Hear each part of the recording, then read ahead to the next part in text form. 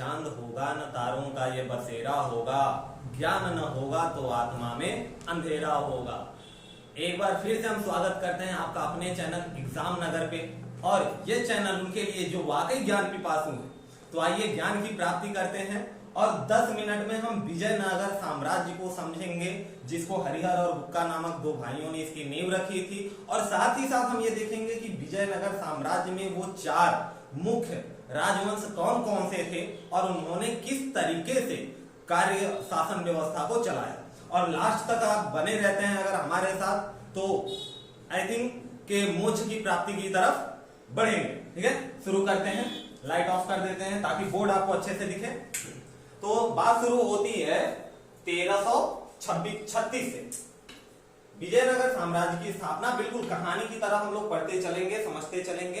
कहानी, बिल्कुल कहानी की तरह विजयनगर साम्राज्य की स्थापना। देखिए जितने भी पॉइंट होंगे, जितने भी मेन पॉइंट होंगे, उसको हाईलाइट करते हुए चलेंगे। जैसे विजयनगर की स्थापना कब हुई? 1336 में, 1326 ईस्वी में, बीसी नहीं कहेंगे, एडी कहेंगे। ये ईस्वी में हुआ। ठीक, ईस्वी में हरिहर और बुक्का नामक दो भाइयों ने रखी थी। ये नाम लगभग सबको याद रहता है, लेकिन यहाँ पे जो सवाल बनता है वो यहाँ से कि वो 5 भाइयों के परिवार के अंग थे। विजयनगर शहर में हरिहर और बुक्का नाम के भाइयों ने विजयनगर की स्थापना विद्यारण्य संत से आशीर्वाद प्राप्त कर की थी। यहाँ पे विद्यारण्य संत का नाम आपको याद रखना है कि हरिहर और बुक्का ने जब विजयनगर की स्थापना की तो किस संत से? विद्यारण्य नामक संत से इन्होंने आशीर्वाद प्राप्त की। और क्या कि इनके पिता का क्या नाम था भाई? संगम। इसी संगम नाम के वजह से राजवंश का नाम क्या रखा? संगम। संगम राजवंश की क्या की? इन्होंने स्थापना की। ठीक है, आगे बढ़ते हैं। विजयनगर साम्राज्य राजधानी कहां थी भाई? हम्पी। विजयनगर साम्राज्य की राजधानी कहां थी? हम्पी। आई होप कि जैसे ही ये चैप्टर अपना क्लियर होगा 10 मिनट बाद हम लोग कम से कम 50 क्वेश्चन, 40 से 50 क्वेश्चन विजयनगर साम्राज्य से कर लेंगे। और मोस्टली लगभग 95%, 90 to 95% पॉइंट्स आपके क्लियर हो जाएंगे विजयनगर साम्राज्य से।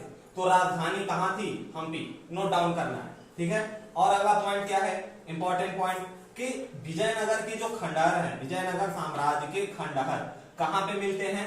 तुंगभद्रा नदी पर स्थित है। विजयनगर की खंडहर कहां? तुंगभद्रा नदी। अब इससे क्या क्लियर होगा कि तुंगभद्रा नदी के किनारे ही विजयनगर साम्राज्य स्थापित था। और क्या भाई, उनकी भाषा कुछ रही होगी। तो राजभाषा क्या थी? तेलुगु थी। राजभाषा क्या थी? अभी तेनालीराम का नाम आपने सुना होगा, सीरियल भी आता है कॉमेडी। तो तेनालीराम विजयनगर साम्राज्य में ही थे। उन्होंने क्या किया, क्या योगदान दिया, कैसे उनकी रचनाएं क्या क्या थी, वो भी बात करेंगे। तो विजयनगर साम्राज्य की जो राजभाषा थी वो कौन सी थी? तेलुगु थी। हरिहर एवं बुक्का पहले वारंगल के कार्तिक शासक प्रताप रुद्रदेव के सामंत थे। ध्यान रखेंगे, हरिहर और बुक्का पहले क्या थे? सामंत थे। दोनों भाई पहले सामंत थे। किस साम्राज्य के? कार्तिक शासक प्रताप रुद्रदेव। कार्तिक साम्राज्य के शासक के प्रताप रुद्रदेव के ये क्या थे? सामंत थे। कहां के? वारंगल के। ठीक है, एक छोटा क्वेश्चन आ सकता है कि राजा बनने से पहले ये लोग क्या थे? हरिहर और बुक्का तो सामंत थे। क्लियर हुई बात। अब आगे बढ़ते हैं, अगला भी पॉइंट देखते हैं क्या कि राजा निम्न वंशों ने, कौन कौन से वंशों ने शासन किया? कौन कौन से वंशों ने शासन किया? तो पहले तो हरिहर और बुक्का ने किस वंश की स्थापना की थी विजयनगर में? संगम की। उसके बाद तुलुब वंश आया। तुलुब वंश के साथ साथ ही एक था सलूब। यहाँ पे नाम नहीं लिखा है, लिख देते हैं तुलुब और सलूब। सलूब राजवंश आया था। ठीक है, और एक और राजवंश आया, कौन सा? आर्विड वंश। आर्विड वंश का अगर शुद्ध नाम देखें तो आएगा आपका अराविड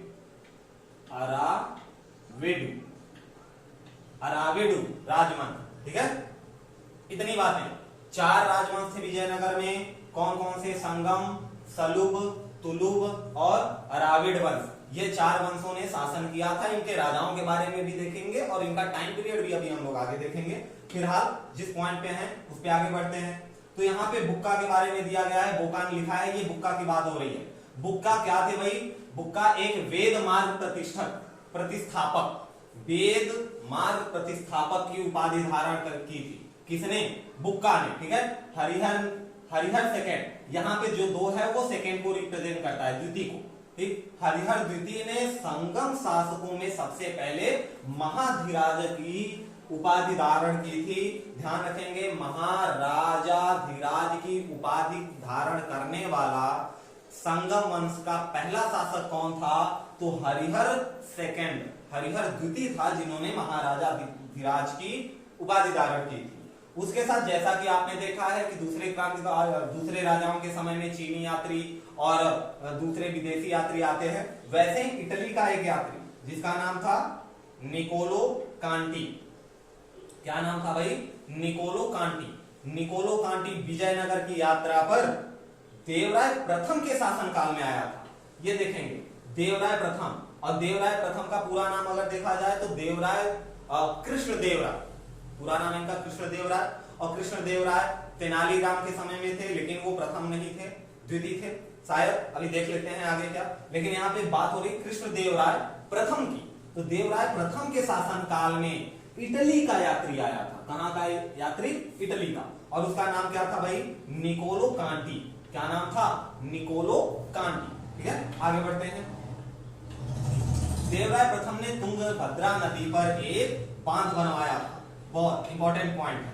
देवराय प्रथम ने तुंगभद्रा नदी के किनारे ही विजयनगर साम्राज्य का खंडहर मिला है, और इसी नदी पर इन्होंने क्या बनवाया था? एक बांध बनवाया था, ताकि जल की कमी को दूर किया जा सके। करने के लिए नगर में किसकी नहरें ले जा सके। क्या ले जा सके? नहर। तो सिंचाई के का प्रबंधन हुआ है ये। ठीक है, सिंचाई के लिए उन्होंने हरिद्रा नदी पर, किस नदी पर भाई? हरिद्रा नदी पर भी बांध बनवाया। संगम वंश का सबसे प्रतापी राजा देवराय द्वितीय था। देखिए, हमने पहली बात की देवराय द्वितीय, जिसको हम कृष्णदेवराय के भी नाम से जानते हैं। ठीक है, हाँ, हरिद्रा नदी पर बांध किसने बनवाया था? देवराय प्रथम ने। ठीक, हरिद्रा नदी पर बांध किसने बनवाया? देवराय प्रथम ने। नहरों का निर्माण किसने किया? वो तुंगभद्रा नदी पर बांध बना के नहरों के माध्यम से सिंचाई की व्यवस्था कराई। किसने? हरिहर प्रथम ने। सॉरी, देवराय प्रथम। अब यहाँ बात हो रही देवराय द्वितीय की। तो सबसे प्रतापी राजा संगम वंश का, 4 वंश हैं विजय साम्राज्य में, पहला है संगम वंश। तो देवराय द्वितीय सबसे शक्तिशाली राजा था, और जिसको निवाड़ी देव भी कहा जाता है, निवाड़ी देवराय भी कहा जाता है। और आपकी जानकारी के लिए चीज बता दें कि यहाँ पे जितनी बातें ली गई हैं, ये सब जीके लुसेंट से ली गई हैं। जितनी बातें उसमें बताई गई हैं, जो जो पॉइंट रखा गया है, जो नाम है, जो डेट है, सब कुछ वहीं से। ठीक है, आगे बढ़ते हैं। आगे क्या है भाई कि देवराय द्वितीय निवाड़ी देवराय के नाम से प्रसिद्ध हुआ। अब पारसी राजदूत, देखिए, एक पारसी राजदूत, दूत नहीं है, दूत है, अब्दुल रज्जाक। नाम याद रखना है किसका? अब्दुल रज्जाक। अब्दुल रज्जाक देवराय द्वितीय के शासनकाल में विजयनगर आया था। ध्यान रखेंगे, अभी एक पहले आया था ईरान का यात्री। ठीक है, लेकिन देवराय द्वितीय के शासनकाल में वो प्रथम में आया था, द्वितीय के शासनकाल में कौन आया? अब्दुल रज्जाक। कहां से आया था? पारस। कहां से आया था? फारस से। ठीक है, पारसी राजदूत था। इसके अनुसार विजयनगर में पुलिस वालों का वेतन वेश्यालय की आय से दी जाती थी। किसके अनुसार? किसके अनुसार? अब्दुल रज्जाक के अनुसार। उसने जो बुक लिखी, ये करते क्या थे भाई? दार्शनिक थे। ये अपने राजा दूसरी जगह भेजते थे अपने दूतों को, जाओ वहां का शासन व्यवस्था देखो, आते थे वहां से ताकि कुछ सीख सके और नया कुछ अध्ययन कर सके, क्योंकि राजा स्वयं अपना राज्य छोड़ के विश्व भ्रमण पे नहीं निकल सकता था। खैर, आते हैं। तो इन्होंने, अब्दुल रज्जाक ने क्या बताया कि विजयनगर में जो पुलिस व्यवस्था थी, उसके वेतन के लिए वेश्यालय की आय से उनका वेतन दिया जाता था। ठीक है, एक अभिलेख में देवराय को देख, देवराय ये क्या है? सेकंड। एक अभिलेख में हाथियों का शिकारी कहा गया है। देवराय द्वितीय को हाथियों का शिकारी, यहां से पॉइंट बन सकता है कि हाथियों का शिकारी किसको कहा गया? 4 ऑप्शन दे दिया जाएगा, देवराय प्रथम, देवराय द्वितीय और 2-3 नाम इन राजाओं से जुड़े हुए। ठीक है, राजवंशों से। तो देवराय द्वितीय को कहा जाता है हाथियों का शिकारी। ठीक, देवराय द्वितीय ने संस्कृत ग्रंथ महानाटक, ध्यान रखेंगे संस्कृत ग्रंथ किसकी, महानाटक की, और उसके साथ साथ ही सुधानिधि एवं ग्राम सूत्र पर भाष्य लिखा। अब देखिए यहां नोट करने वाली क्या बात है भाई, कि देवराय द्वितीय ने, सेकेंड ने संस्कृत ग्रंथ महानाटक, सुधानिधि एवं ग्राम सूत्र पर क्या लिखा, भाष्य लिखा था। क्लियर है बात। मल्लिकार्जुन ये भी एक राजा हुए थे, को पौड़ देवराय, प्रौढ़ नहीं पौड़ देवराय भी कहा जाता है। ध्यान रखेंगे कि पौड़ देवराय किसको कहा जाता है, तो ना ही देवराय प्रथम ना ही देवराय द्वितीय, पौड़ देवराय कहा जाता है मल्लिकार्जुन को, जो कि इनके बाद के राजा बने थे। ठीक है। शालू नरसिंह, देखिए सालू यहां नहीं है, क्या है, शालू व है, शालू नरसिंह।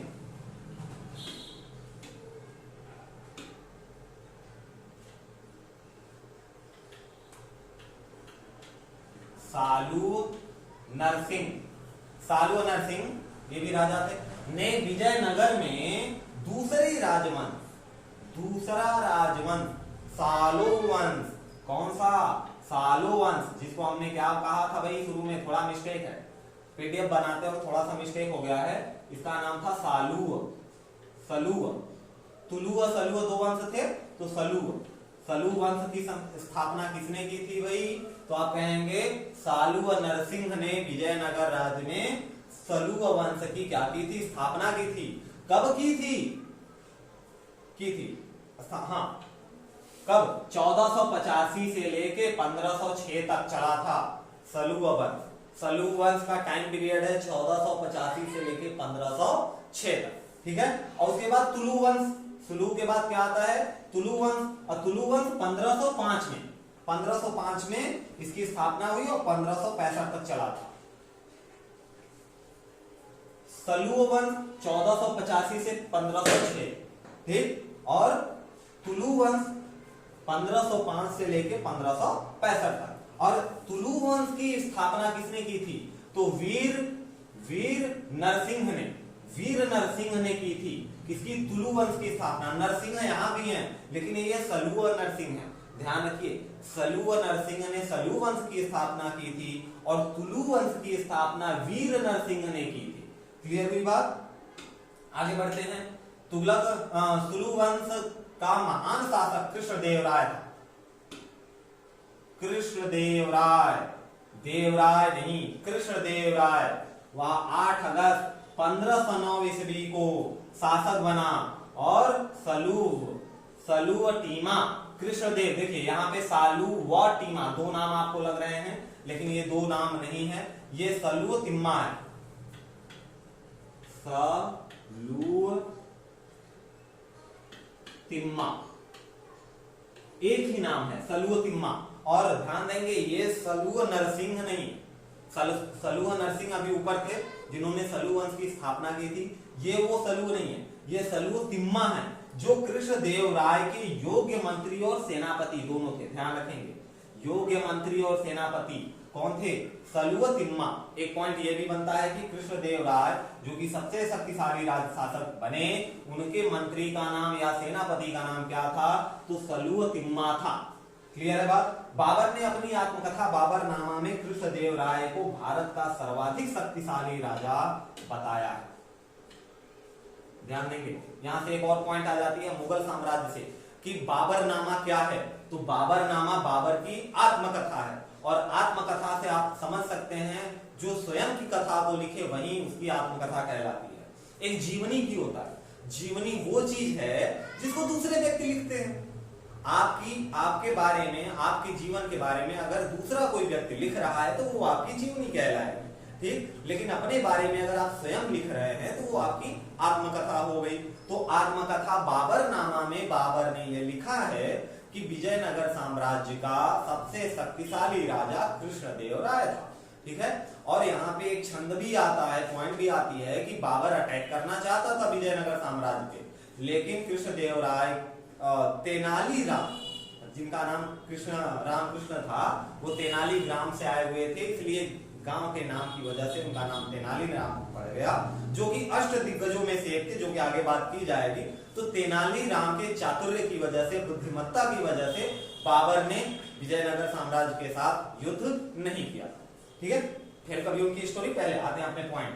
शक्तिशाली शासक किसको बताया था? कृष्णदेवराय को बताया था। और इनके शासन काल में पुर्तगाली यात्री डोमिनगो स्पायस विजयनगर आया था। कौन आया था भाई? कहां से? कृष्णदेवराय के दरबार में डोमिगोस पायस, डोमिगोस पायस, डोमिगोस गोस और पायस, डोमिगोस पायस, ध्यान रखेंगे। पुर्तगाली यात्री डोमिगोस पायस विजयनगर आया। ठीक है, कृष्णदेवराय के दरबार में तेलुगु साहित्य के 8 सर्वश्रेष्ठ कवि थे। देखिए, अभी हम लोगों ने थोड़ी देर पहले पॉइंट बात की अष्टदिग्गज की। अष्टदिग्गज क्या था? 8 तेलुगु महान कवियों का समूह। उन 8 महान कवियों का समूह क्या कहलाया? अष्टदिग्गज कहलाया। जैसे अकबर के दरबार में नवरत्न थे, वैसे ही कृष्णदेवराय के दरबार में अष्टदिग्गज थे। ठीक है भाई, पढ़ते हैं आगे। उनके शासनकाल में किसके? कृष्णदेवराय के तेलुगु साहित्य का क्लासिक युग कहा जाता है। अब यहां से भी एक पॉइंट बनता है कि क्लासिक युग किसके शासनकाल को कहा जाता है? तो क्लासिक युग कृष्णदेवराय के शासनकाल को कहा जाता है। कृष्णदेवराय ने तेलुगु में अमुक्त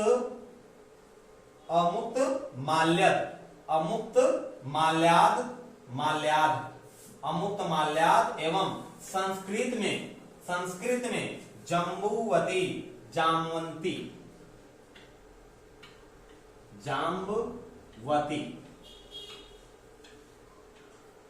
ठीक, कल्याणम, जामवंती कल्याणम की रचना की। और पांडुरंग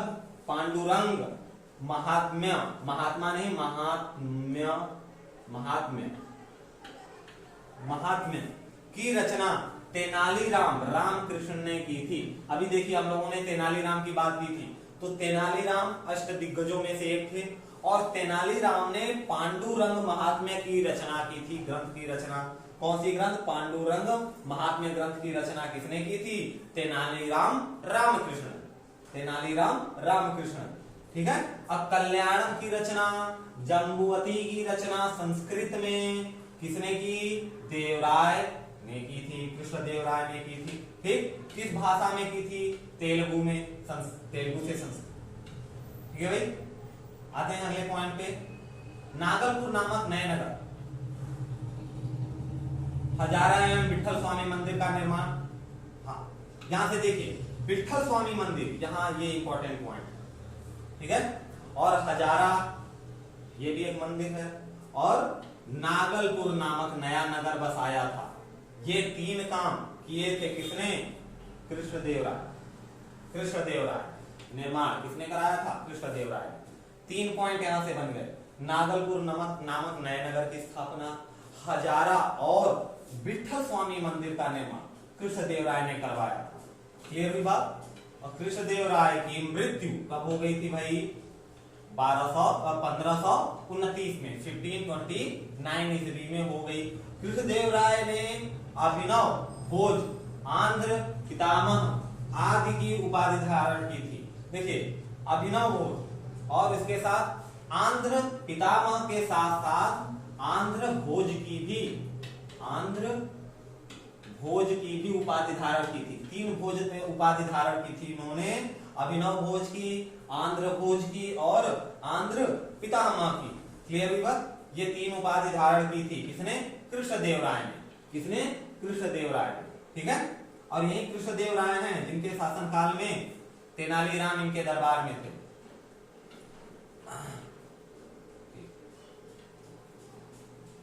अंतिम शासक, विजयनगर साम्राज्य का अंतिम शासक कौन था भाई? सदाशिव। ठीक है, अंतिम शासक सदाशिव था।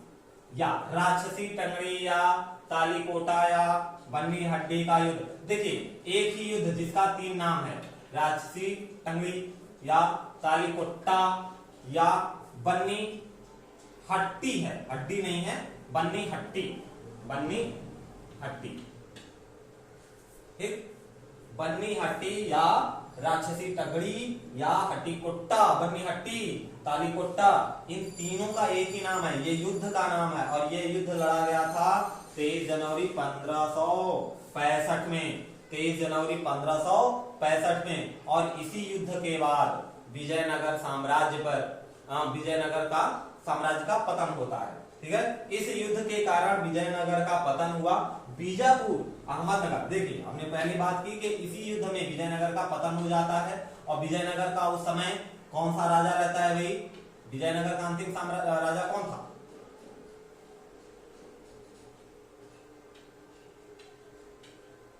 सदाशिव, सदाशिव, सदाशिव लीड कर रहा था विजयनगर साम्राज्य को और इसके साथ साथ संयुक्त मोर्चा बना था। संयुक्त मोर्चा यानी इनके जो विपक्षी थे वो लोग मिल के गठबंधन किए थे, जैसा कि अभी देख रहे हैं आपके गवर्नमेंट भी गठबंधन, महागठबंधन बहुत कुछ बनाती रहती है। तो गठबंधन किसका किसका हुआ था भाई? गठबंधन किसका किसका हुआ था? तो संयुक्त मोर्चे में कौन कौन थे? बीजापुर, अहमदनगर और गोलकुंडा और बेदरा और बेदरा बल्कि वीदर है, इसका नाम क्या है? वीदर, गोलकुंडा, बीजापुर, अहमदनगर, इन चारों ने मिलकर एक संयुक्त मोर्चा बनाया और इसकी जो अगुवाई कर रहा था, जैसे सदाशिव विजयनगर की अगुवाई कर रहा था, वैसे इन चारों संयुक्त मोर्चों पर अगुवाई कौन कर रहा था? तो अली आदिल शाह, क्या? अली आदिल शाह नेतृत्व कर रहा था और इस युद्ध में अली आदिल शाह की जीत होती है। तालीकोट्टा के युद्ध में विजयनगर का नेतृत्व राम राय कर रहा था। देखिए अभी ये तो मोर्चों वाला युद्ध था, गोलकुंडा वाला। तालीकोट्टा का युद्ध, जो तालीकोट्टा का युद्ध था उसमें विजयनगर का नेतृत्व कौन कर रहा था? राम राय प्रथम, राम राय द्वितीय, भी 2-3 नाम रहे हैं राम राय विजयनगर साम्राज्य से जुड़े हुए। ये अंतिम में लास्ट में हम लोग देखेंगे बिल्कुल डिटेल में अच्छे से कि किस राजा का कितना टाइम पीरियड रहा, ठीक है। विजयनगर के राजाओं को और उनकी मड़ी के सुल्तानों के हित 3 अलग अलग क्षेत्रों में आपस में, कहने का सेंस क्या है, यहाँ पे थोड़ा सा वर्ड आगे पीछे है, 3 अलग अलग क्षेत्रों में टकराव हुआ था विजयनगर साम्राज्य के सैनिकों का और दूसरे जो उनसे युद्ध कर रहे थे, जैसे अली का नेतृत्व अली कर रहा था अभी 4 प्रांतों के सैनिकों का। तो इनका टकराव 3 अलग अलग क्षेत्रों में हुआ था। पहला क्षेत्र कहां था? तुंगभद्रा के दोआब में, तुंगभद्रा के दोआब में यहां, और कृष्णा गोदावरी के कछार में, प्रचार नहीं है ये, क्या है? कछार, कृष्णा और गोदावरी के कछार में। और तीसरा जो टक्कर हुई थी, तीसरा मराठवाड़ा प्रदेश में, ये 3 जगह पे, अलग अलग जगह तीनों पे विजयनगर साम्राज्य की सेनाएं लड़ रही थी, ठीक है। तो कह सकते हैं आप कि चारों तरफ से इनको घेर लिया गया था, ठीक। जैसे अभी पिछले चुनाव में हुआ था, महागठबंधन बनी थी, एक के पीछे सभी लोग इकट्ठा हो गए थे, सेम टू सेम पोजीशन यहाँ भी हुई है। अब आगे देखते हैं। तालीकोट्टा युद्ध के बाद सदाशिव ने तिरुमल के सहयोग से पेनुकोंडा को राजधानी बनाकर शासन प्रारंभ कर। देखिए सदाशिव जीत गया, यहाँ कहां पे? तिरुमल के सहयोग से जीत गया तालीकोट्टा के युद्ध में और पेनुकोंडा को राजधानी बनाया और उसने शासन करना शुरू कर दिया, ठीक है। क्योंकि हमने बात की थी क्या भाई कि 4 वंश हुए थे। पहला तो हुआ था संगम वंश, उसके बाद सबुल वंश, फिर सबुल और तुगुल, और उसके बाद आपका चौथा आया था, कौन सा था? अराविडू वंश, ठीक है, प्रारंभ किया। विजयनगर के चौथे राजवंश अराविडू 1570 से लेकर 1672 की स्थापना तिरुमल ने सदस्यों को अपदस्थ करके किया था। किसको अपदस्थ करके किया था? तो जो विजयनगर साम्राज्य का शासक था उस समय तिरुमल ने क्या किया कि राजवंश अराविड का स्थापना तिरुमल ने 1570 में किया था और 1570 से 1672 तक इसकी कहानी चली थी। अलग अलग लोगों ने शासन किया, लेकिन उन्होंने क्या किया था भाई तिरुमल ने कि जो पहले राजा था उसको पदस्थ कर दिया, उसको हटा दिया, अपदस्थ कर दिया। ठीक है। विजयनगर राज्य की प्रशासनिक इकाई की अगर बात कर लें तो जो प्रशासनिक इकाई थी वो कर्माघटी कोटनिया बाबूनंगा के ग्राम नगर, हाँ, इनकी प्रशासनिक इकाई तीन तरीके से काम करती थी। पहला क्या था कि पहला तो ये प्रांत, ठीक है, सबसे बड़ी इकाई प्रांत कहलाती थी, जिसको हम आज के डेट में मंडल कहते हैं। क्या कहते हैं? मंडल। इसके नीचे आती थी मेलाग्राम, या इसी को आप कह सकते हैं कुट्टम। मेलाग्राम तो इसके आगे कुट्टम। प्रांत के बाद आता है कुट्टम या कलनाडु, कुट्टम या कलनाडु और कलनाडु। ये क्या है भाई? आज के डेट में इसी को जिला बोला जाता है। क्या बोला जाता है? जिला। ठीक है, जिला। पहला तो हो गया प्रांत, फिर जिला और उसके बाद मेला ग्राम।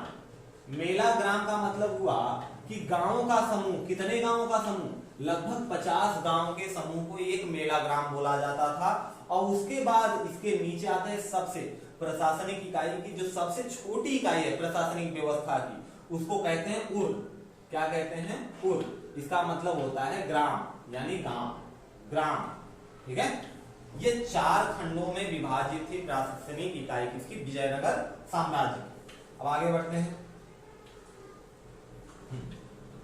जो नायक थे, सेना नायकों को क्या कहा जाता था? नायक कहा जाता था। ठीक है। और भूसा मंत्री, भूसामत थे, जिन्हें राजा वेतन के बदले अथवा उनकी अधीन सेना। देखिए, नायक जो सेनापति या सेना नायक होते थे, उनके अंडर में सेनाएं होती थी। उन सेनाओं को देखभाल के लिए, रख रखाव के लिए, उनके खर्चे बर्चे के लिए राजा क्या करता था? वेतन के बदले उनके अधीनस्थ सेना के रख रखाव के लिए विशेष भूखंड क्या देता था? राजा भूखंड देता था, जो अमरन कल आता था। आयंगर, यहां पे एक शब्द और है, देखिए आयंगर।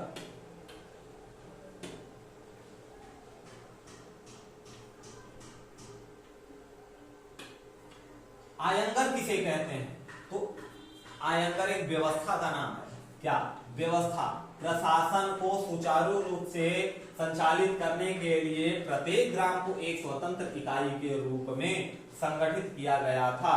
इस ग्रामीण इकाइयों पर शासन के लिए 12 प्रशासनिक अधिकारियों की नियुक्ति की जाती थी। देखिए, आरंगल क्या है भाई? आयंगर 12 लोगों की, 12 अधिकारियों की वो कमेटी है जो ये ध्यान देती थी कि ग्रामीण जो प्रशासन की सबसे छोटी इकाई है उसकी व्यवस्था सुचारू रूप से चल सके।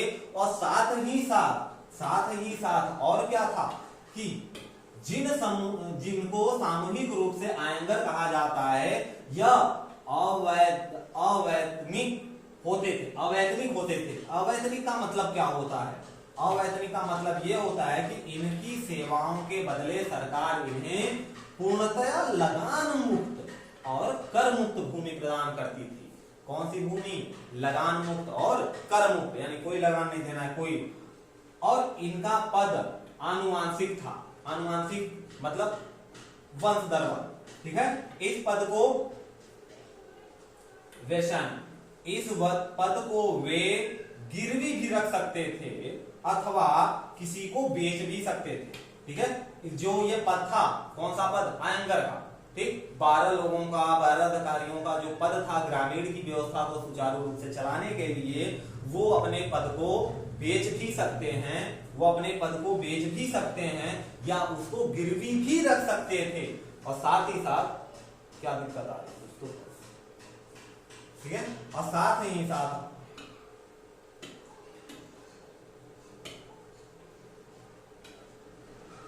अगर कोई व्यक्ति ग्राम स्तर का कोई भी व्यक्ति संपत्ति के इन अधिकारों की अगर गांव का कोई भी व्यक्ति अपनी संपत्ति को बेचना चाहता है या किसी को मुफ्त में देना चाहता है, मींस दैट दान देना चाहता है, तो बिना इन अधिकारियों के इजाजत के बगैर वो ऐसा काम नहीं कर सकता है। किन अधिकारियों के इजाजत के बगैर? वही जो 12 अधिकारी थे जिन्हें हम आयंगर कहते हैं, ठीक है। बेची जा सकती है, नहीं तो दान भी नहीं दिया जा सकता या दान दी जा सकते, यानी इनकी इजाजत लेना हमारे लिए उनके लिए बहुत जरूरी था उस समय जो उस गांव में लोग निवास करते थे। विजयनगर साम्राज्य। विजयनगर आने वाला प्रमुख विदेशी यात्री कार्निक नामक, ध्यान देंगे जो विजयनगर में प्रमुख आए तो प्रमुख विदेशी यात्री कौन? कार्निक नामक आयंगर के पास जमीन के क्रय विक्रय से संबंधित मसले दस्तावेज होते थे। विदेशी यात्री कौन था? कार्निक नामक विदेशी यात्री आया था। और यहाँ पे पॉइंट थोड़ी सी ऊपर वाली नीचे आ गई है, क्या कि आयंगर के पास जमीन के क्रय विक्रय के संबंधित समस्त दस्तावेज होते थे, ठीक। और हमने ये बात पहले कर ली कि आयंगर के बिना इजाजत के ना ही आप जमीन खरीद सकते हैं, ना बेच सकते हैं, ना दान दे सकते हैं और ना ही दान ले सकते हैं जमीन के मामलों में, ठीक है। क्योंकि इनके जो सारे समस्त दस्तावेज थे वो किसके पास होते थे? आयंगर के पास होते थे, ठीक है। विजयनगर साम्राज्य की आय का सबसे बड़ा स्रोत लगान था। अच्छा, लगान की दर क्या थी? विजयनगर साम्राज्य का जो सबसे बड़ा स्रोत था वो क्या था? लगान था। लेकिन लगान की दर क्या थी? तो भू राजस्व की दर उपज का 1/6 था। भू राजस्व का 1/6वां भाग कर के रूप में देना पड़ता था। साथ ही विवाह करने वाले युवक और युवतियों को, यानी वर और वधु को, दोनों को विवाह का टैक्स देना पड़ता था, कर देना पड़ता था, शादी का, ठीक है। लेकिन अगर कोई व्यक्ति विधवा से विवाह कर रहा है तो उसे इस कर से मुक्त रखा जाता था। इस कर से क्या किया जाता था? मुक्त रखा जाता था, ठीक है। अब यहां पे एक और शब्द आता है कुंबली। एक शब्द आता है कुंबली। तो कुंबली क्या है भाई? तो वो देख लेते हैं। कुंबली ग्राम में विशेष सेवाओं के बदले दी जाने वाली लगान मुक्त भूमि की भूधरा पद्धति थी।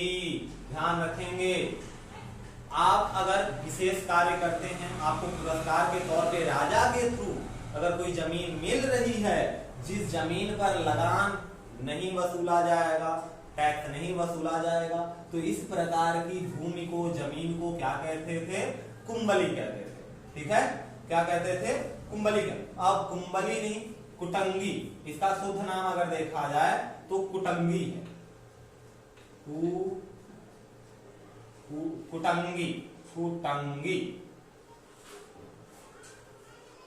कुटंगी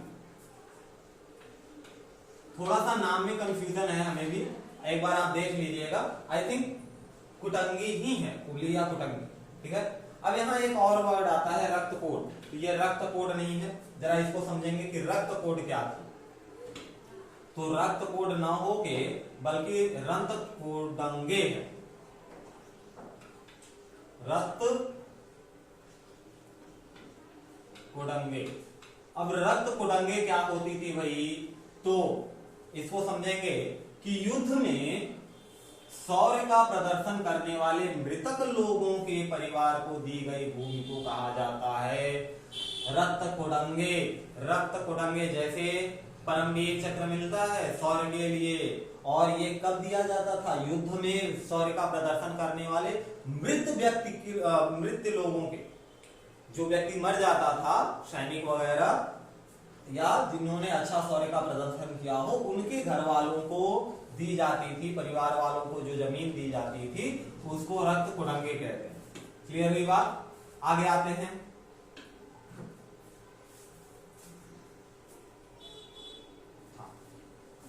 कुटंगी ब्राह्मण मंदिर या बड़े भूस्वामी जो समय, देखिए कुटंगी क्या है भाई?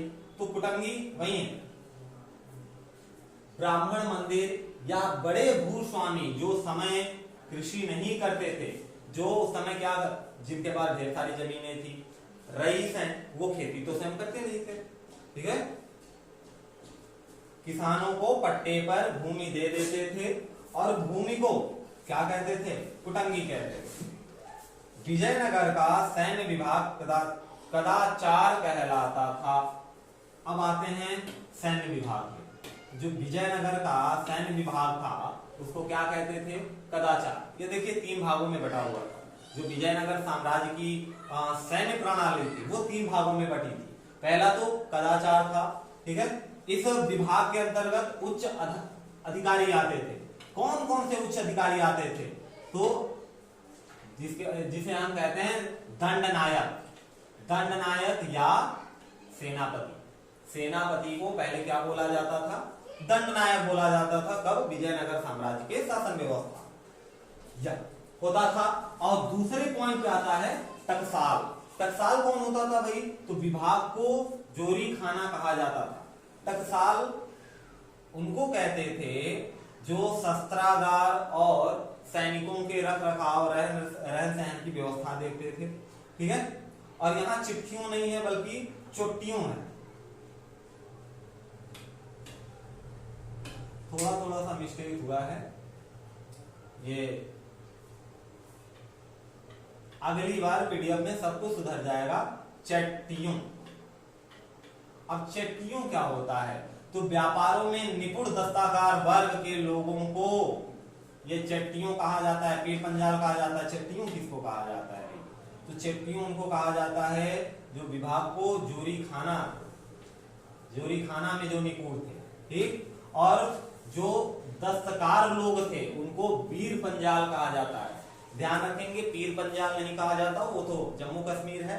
वीर पंजाल कहा जाता था किनको, दस्तकार वर्ग के लोगों को, ठीक। और आगे उत्तर भारत से दक्षिण भारत में आकर बसे लोगों को बड़वा कहते हैं। कोई व्यक्ति उस समय जो उत्तर भारत से चल के दक्षिण भारत में, क्योंकि जो विजयनगर साम्राज्य था आपका दक्षिण भारत में ही था, उत्तर भारत में नहीं था।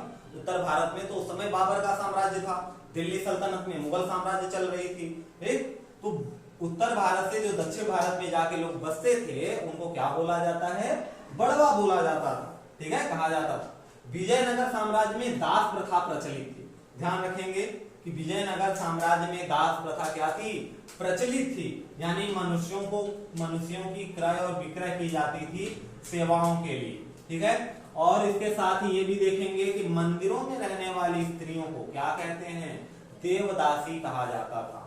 मंदिरों में रहने वाली स्त्रियों को देवदासी कहा जाता था। और इनकी आजीविका के लिए भूमिया नियमित वेतन दिया जाता था। जो भूमियार लोग थे, जो जमींदार लोग थे, वो इनके खर्चे बर्चे के लिए इनको नियमित वेतन देते थे। किसको वेतन देते थे भाई, जो स्त्रियां मंदिरों में रहती थी जिनको देवदासी बोला जाता था। अब यहाँ पे है बहुत अच्छी पॉइंट, विजयनगर राज्य में कल्याण मंडप की रचना मंदिर निर्माण का एक विशिष्ट अभिलक्षण। कल्याण मंडप, ये पॉइंट आपको यहाँ से नोट डाउन करना है। कल्याण मंडप क्या है, तो एक मंदिर की रचना है, मंदिर है कल्याण मंडप, जिसमें विशिष्ट अभिलक्षण प्रदर्शित होते हैं विजयनगर साम्राज्य में। जैसा कि हमने पहले ही देखा कि विजयनगर साम्राज्य को क्लासिक वर्ड युग बोला गया है, ठीक है। और यहाँ पे आपकी विजयनगर साम्राज्य से मेन इंपॉर्टेंट पॉइंट समाप्त होते हैं। गुरुकुल हमारा ऑफलाइन क्लासेस चलता है, चैनल का नाम एग्जाम नगर तो आपको पता ही है। और इसके साथ आपको किसी और भी टॉपिक पे कोई बात करनी है, कोई क्वेरी है या कोई नया टॉपिक चाहते हैं तो आप बिल्कुल हमें कमेंट बॉक्स में सजेस्ट कर सकते हैं। और यहाँ तक बने हैं तो एक बार एक लाइक तो बनता है।